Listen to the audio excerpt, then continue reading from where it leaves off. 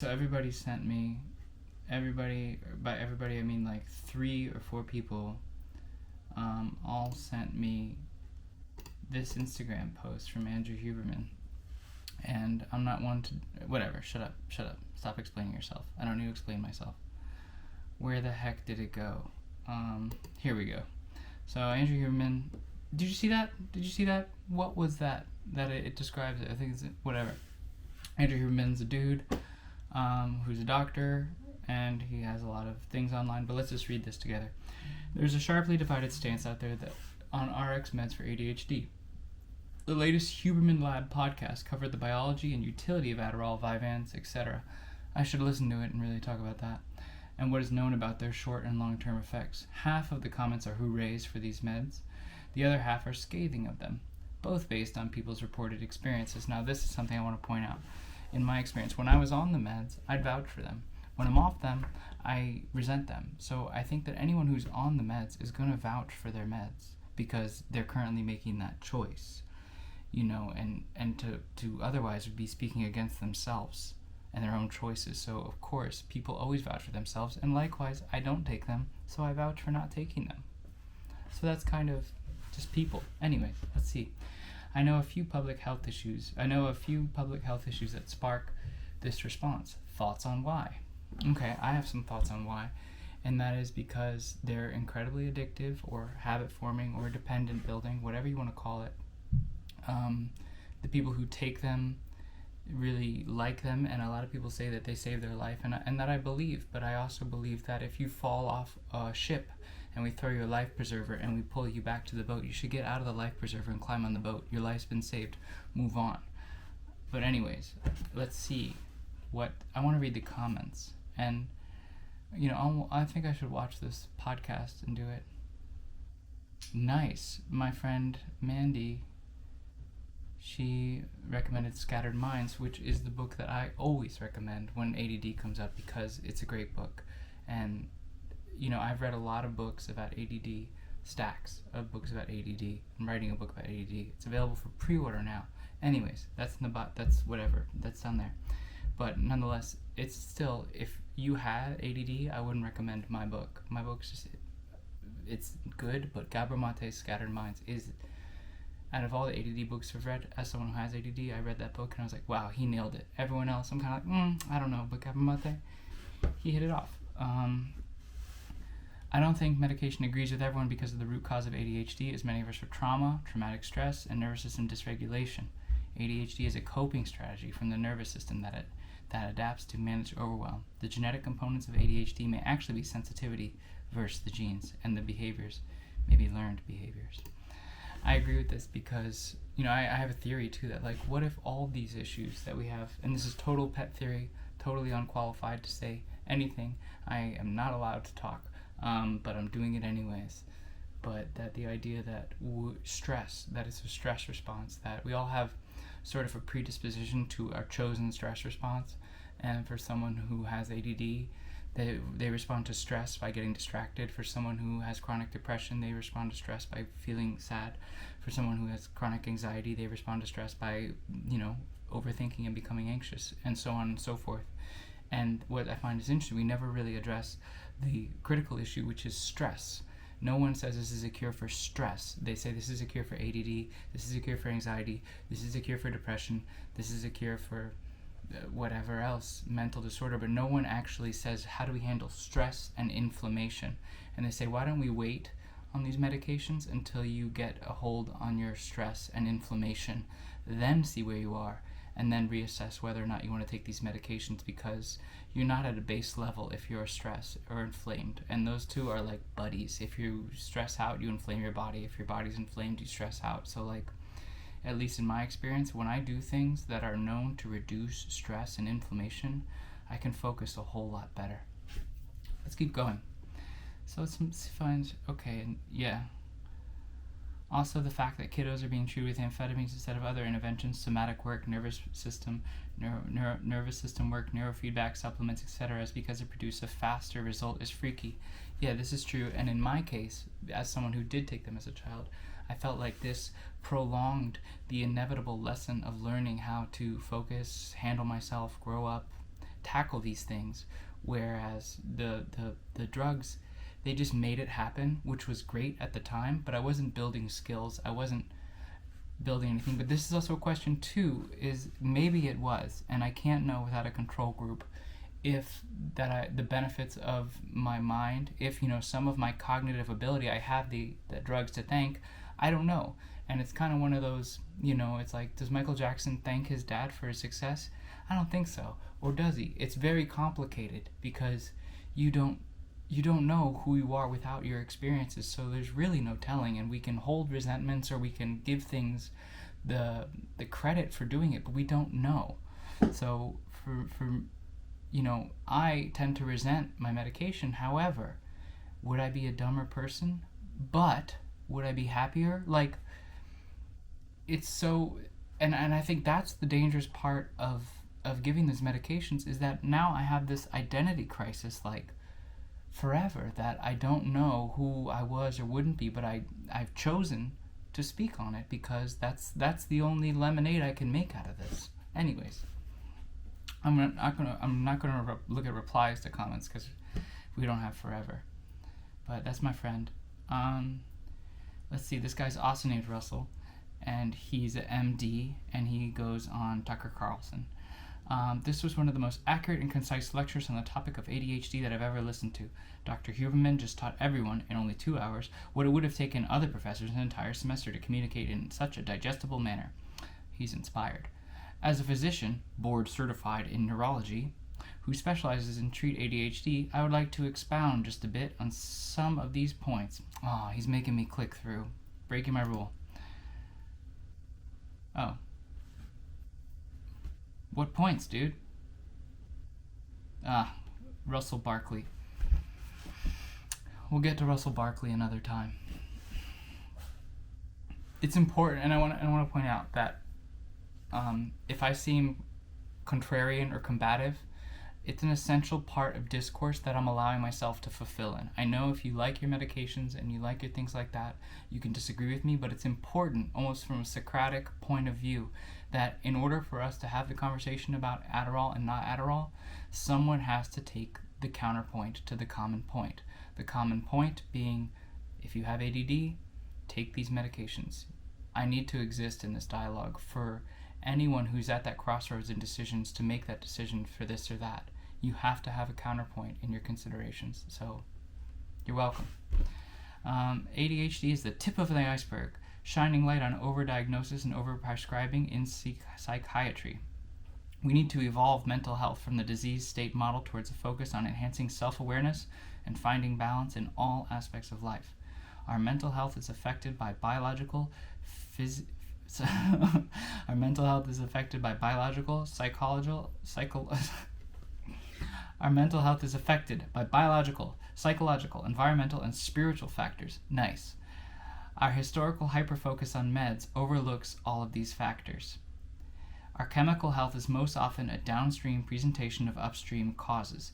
In psychiatry, we need to evolve and focus on upstream factors while utilizing medicine when needed to help us explore other sustainable solutions.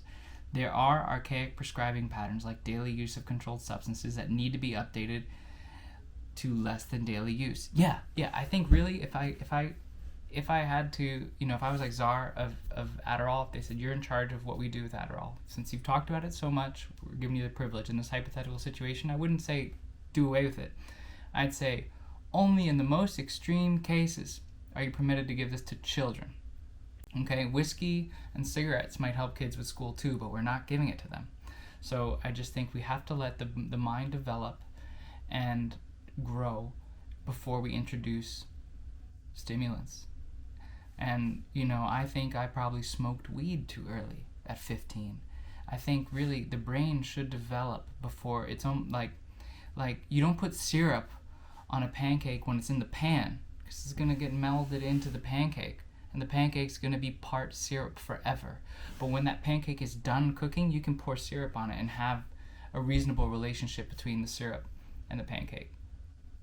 That one makes sense. So, but then the second part of my leadership when it comes to when I'm in charge of Adderall is that if an adult wants to take Adderall, they can just take it. And if an adult wants to ruin their life with Adderall, there's support to prevent them from doing that. However, it should be taken, I think, as needed. Like me, for example, I'll never go back to it because I was addicted to it, and I know an addict doesn't have the privilege of using a substance anymore once they've recovered. But if I never took it and, I just dabbled in it, I would say that would be great if I have a big project and I need to put in a 14-hour day. I'd like to use it and then use the next day to recover and get better and then move on. But the fact that I took it every day made it just too much and too crazy. So I think people should be allowed to make their choices, but I think they should be allowed to just say, I want to take this because I understand what it does and I want to do that. I don't think they need to be given a label as deficit in anything. There are archaic prescribing patterns like daily use of controlled substances that need to be updated to less than daily use. Tolerance and withdrawal occur with daily schedule to stimulant use. Yeah, you've heard me talk about the withdrawals. If you want me, you just go in my other videos.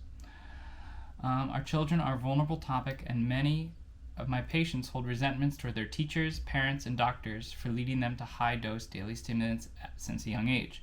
It works for many, but there is enough harm out there I see in my clinics to warrant concern. Yeah, this is a huge one, because it's almost like if I didn't...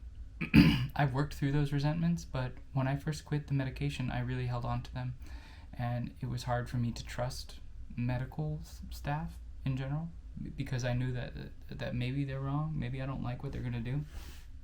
And for a while I was like mad at my parents, and then, but of course that led to a lot of growth and understanding and compassion and all that, but I could have done without it probably. So I just think it's important to consider that when we look at this. There are benefits that outweigh the risks for many. Now the risks we don't know. Of course there are obvious risks like addiction, cardiac arrest, just that you're not yourself. Personality change is a risk. Life change is a risk. There are reproductive risks. There's cardiovascular risks, neurological risks. And the biggest one I'm focusing on now is the emerging studies that say that this may cause Parkinson's later in life. These are important things. Your body, like the cells in your body, they don't know if you have ADD or not. Some of the ones in your brain, maybe, I don't know. I'm not a brain scientist, but I know that the rest of your body, an ADD person and a non-ADD person, they both take an amphetamine. Each of them their heart's gonna react, and everyone has a different constitution that this melds with. And no one is exempt from the effects of anything that they eat or consume. You can't trick your body into ignoring the molecules that you bring into it. It happens. A subjective diagnosis like ADHD is causing problems in individuals and societally, we need to enhance education. 1,000,000%. As always, these conversations should help us find more understanding of self and more empathy for each other. I agree with this guy a bajillion%. I'm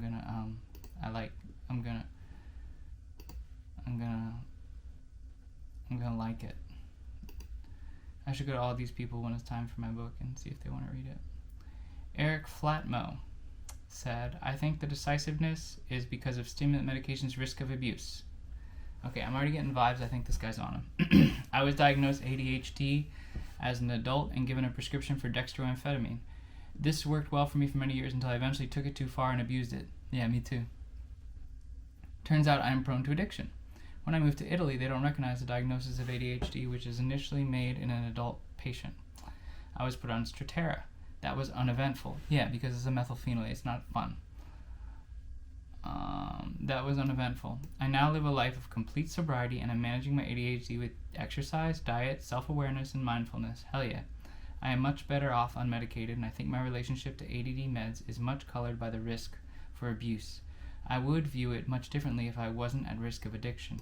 I do think ADHD is real, and stimulants do work for some people. I do miss it, but not for the right reasons. Yeah, I relate to this guy 100%. But I also... and I think that we all fall into a trap of seeing the world as just like other us's, and that anyone in your situation is going to make the same mistakes you made. But maybe me and Eric, we both abuse this medication, and therefore, like I said, we don't have the privilege of using it at all because we took it too far. And I think also there's a part of me worrying that could happen to anybody.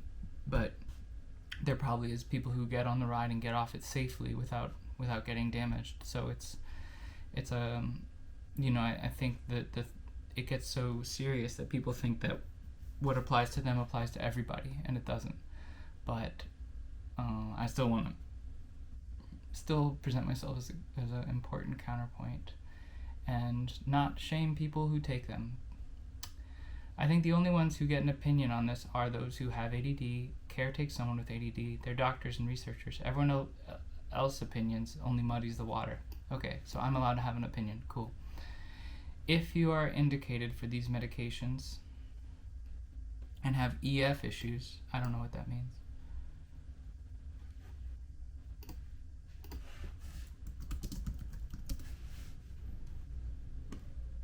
Time blindness, yeah.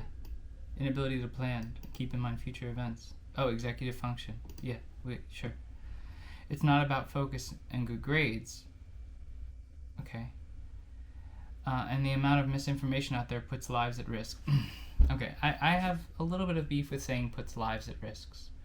But, because I think that that's kind of a secret weapon when you're arguing pro-medication, is to say saves lives. Because you're saying that's the last straw, for you to say, if I don't take this, I'm gonna DIE. So it's very important. And a lot of times the specifics of that, like leveraging, is it saved my life because it helps me do a good job at work. And of course people threatened, the taking their own lives. They would have taken their own lives had this medication not saved them. And I think that's totally valid. But then once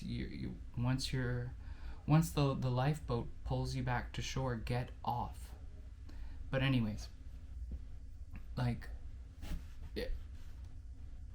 I find a lot of this is dismissive without backing.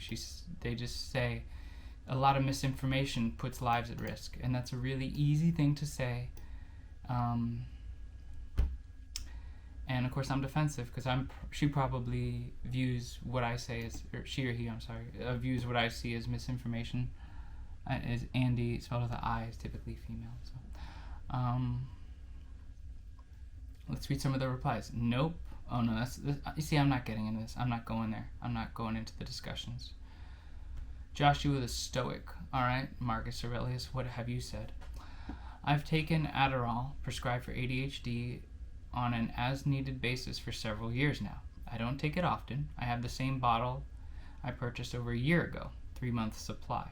I had never abused it, and I feel like I could live without it, but choose not to because it definitely increases much-needed focus for today's work environment.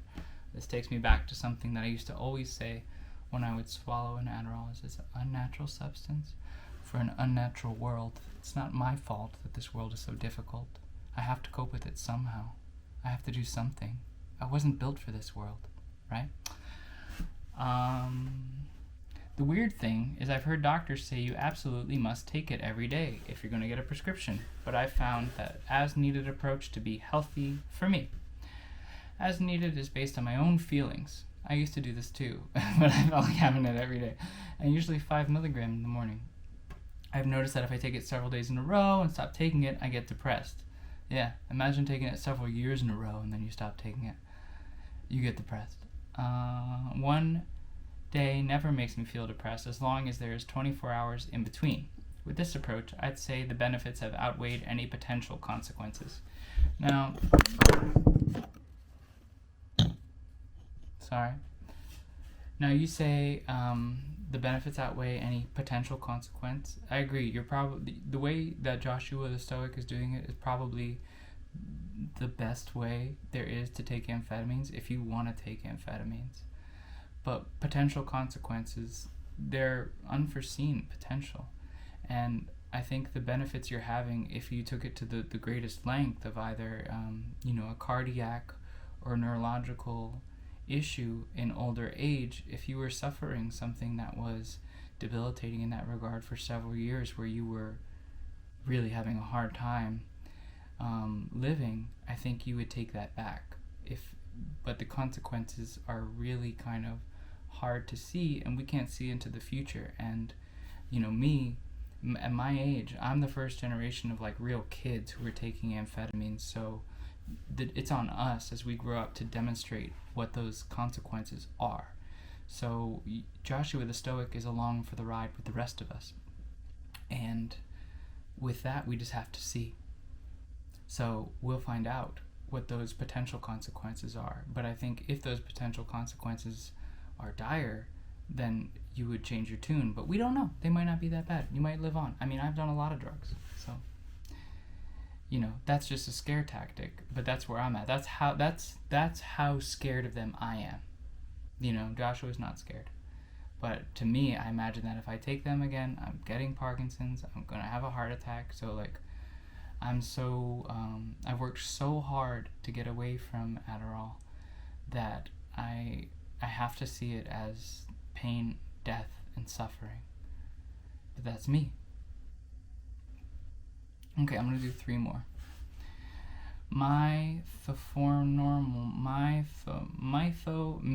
normal. I've diagnosed adult clients with ADHD who struggled their whole lives without medication and wept once they discovered that they could accomplish with the right medication at the right dosage in adulthood, and wondered how much relief they may have had in their lives if they've gotten treated earlier.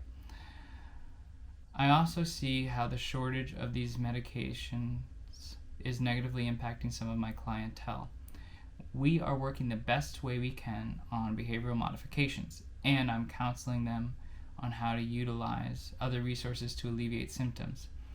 There is a stigma, it seems, to have diagnosis of ADHD, and there's a stigma associated with the pharmaceuticals that resemble meth. Thank you for this work. They don't resemble meth, they resemble amphetamines. If you add the extra carbon thing, then you do have meth. So they are a cousin of meth, and I think that comparison shouldn't be used because it's misleading, and then there's kind of an overcorrection away from it, but it is the cousin of meth.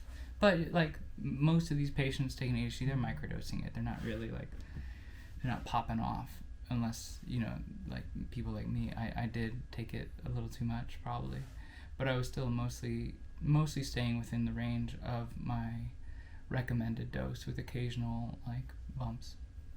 But nonetheless, she's defending, and that's fine. And I've thought about this too, because right now in my life I'm having a really hard time, and if I was having this hard time, I know that a lot of the things I'm struggling with, if I was to, it's work related and time management and all this kind of stuff, it's overwhelming, and I'm navigating it in a fluctuating process.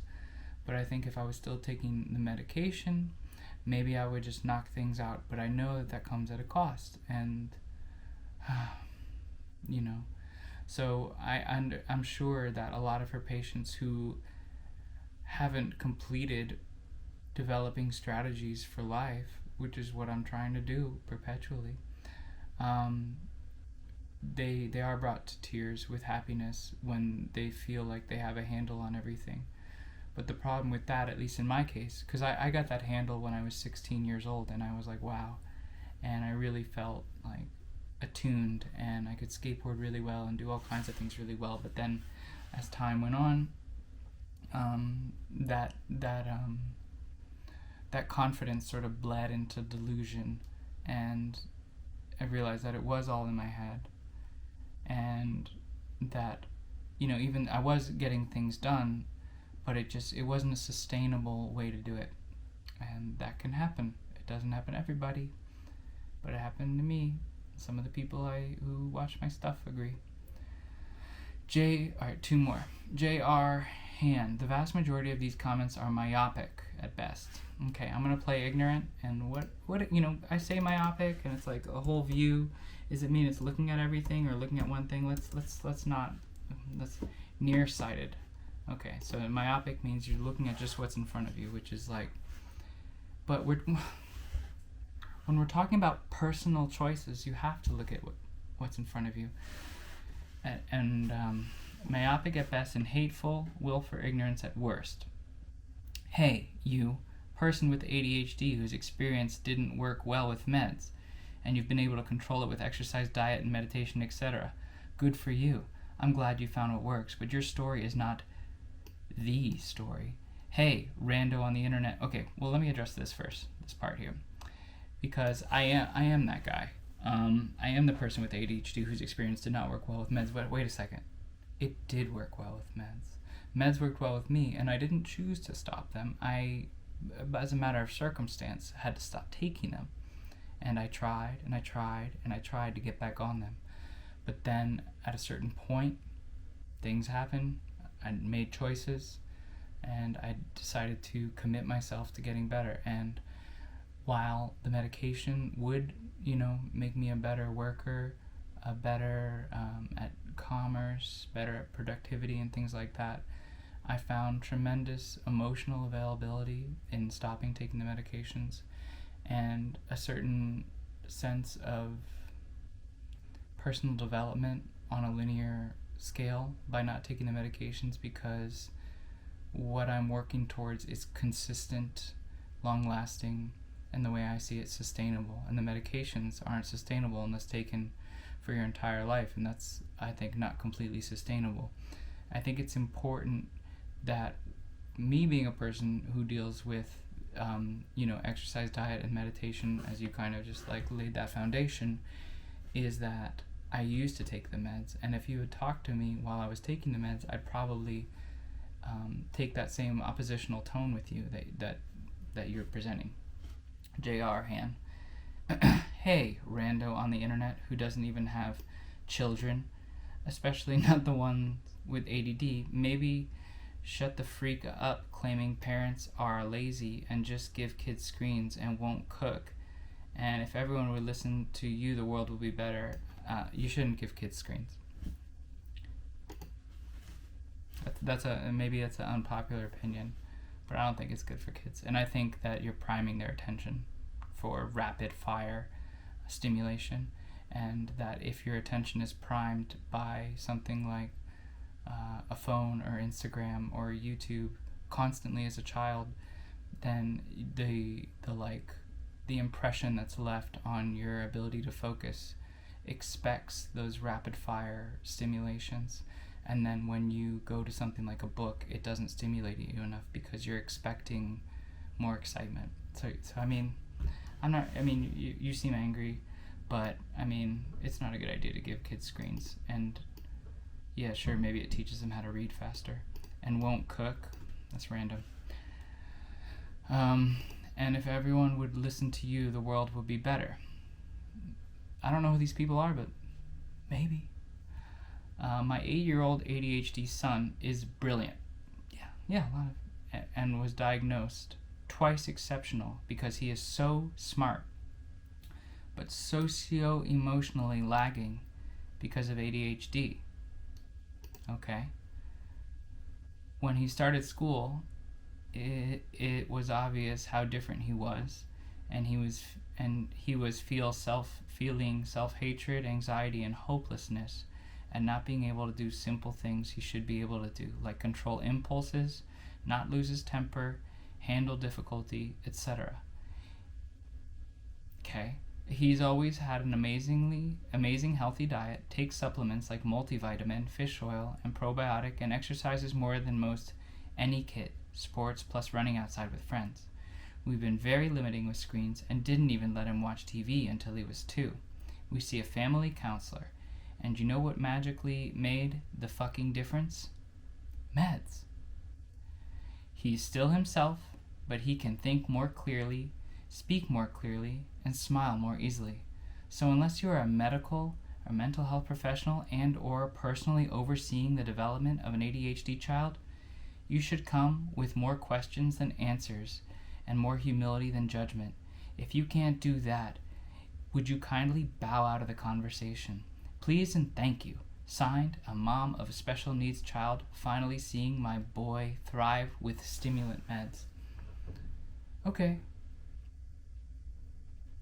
I'd like to talk to him in 20 years. But, I will say this to other parents out there, and as a former 7-year-old who was put on stimulants by his mom. Nothing at the time was more damaging to me than calling me special needs.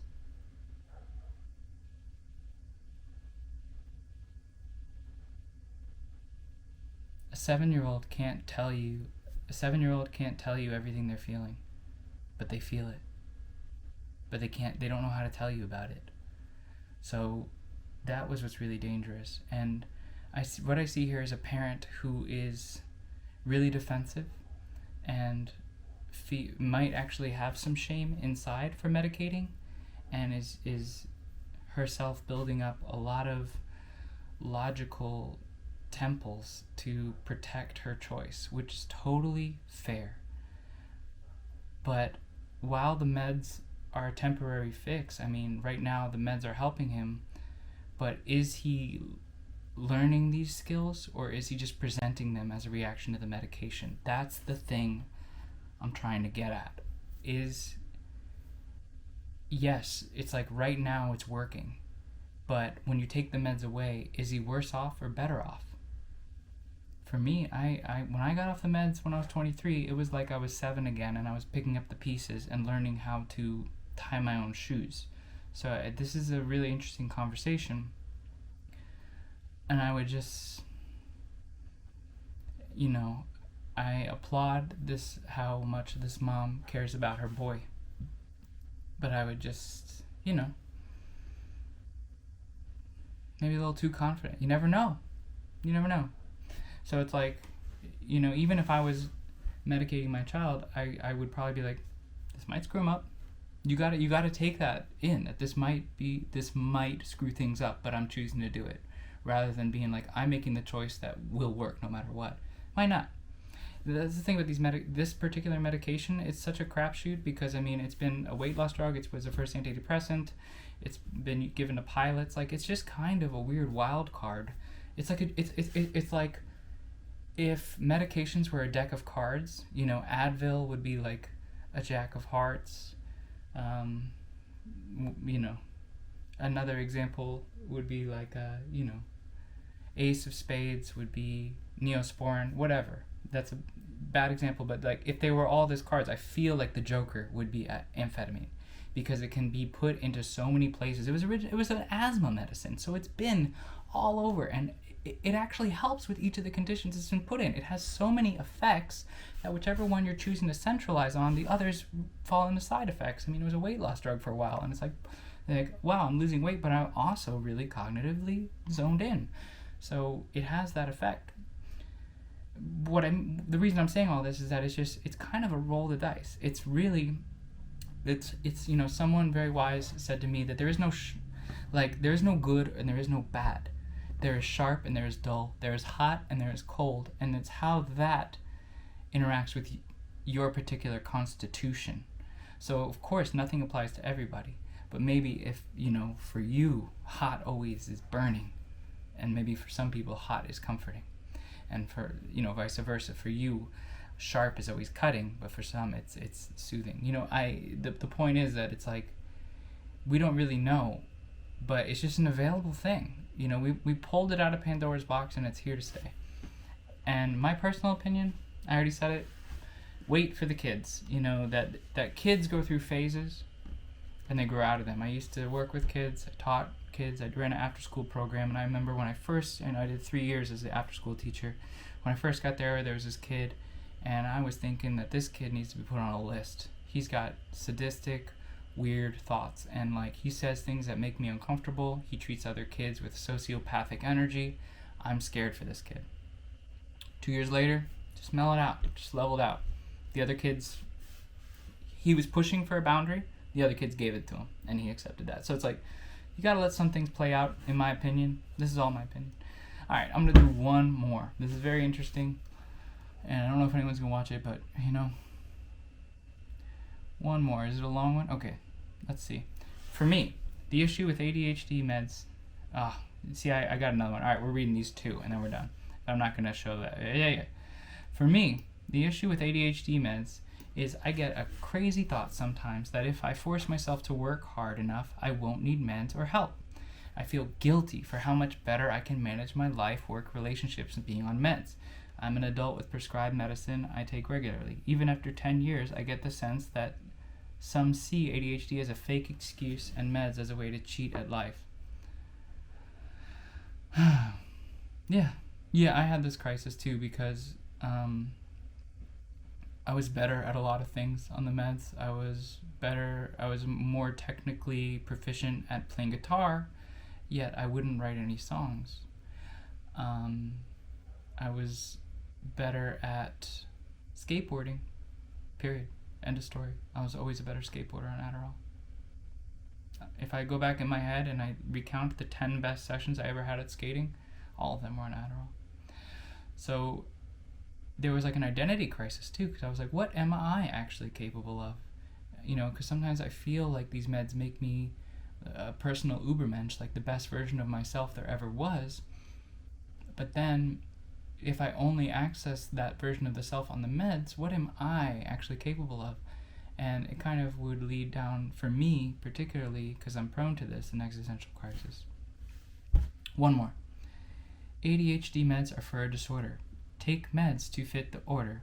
Or don't take meds and find a new order you fit.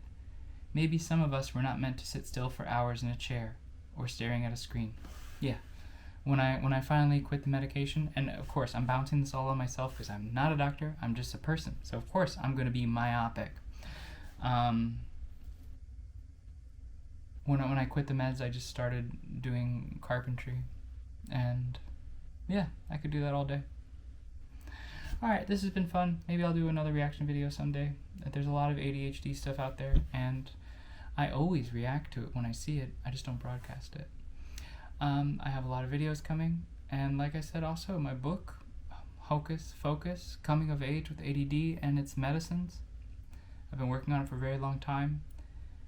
It's available for pre-order, and if you watch this whole thing, which is probably like nobody, you must kind of like what I have to say and the way I say it, so maybe you would like reading my book. Thank you so much. If you watch this whole thing, that's crazy. Thanks for spending so much time with me here. And if you're struggling with the medication stuff, I hope you find resolution. And if you're not, I hope you enjoyed this perspective. Bye.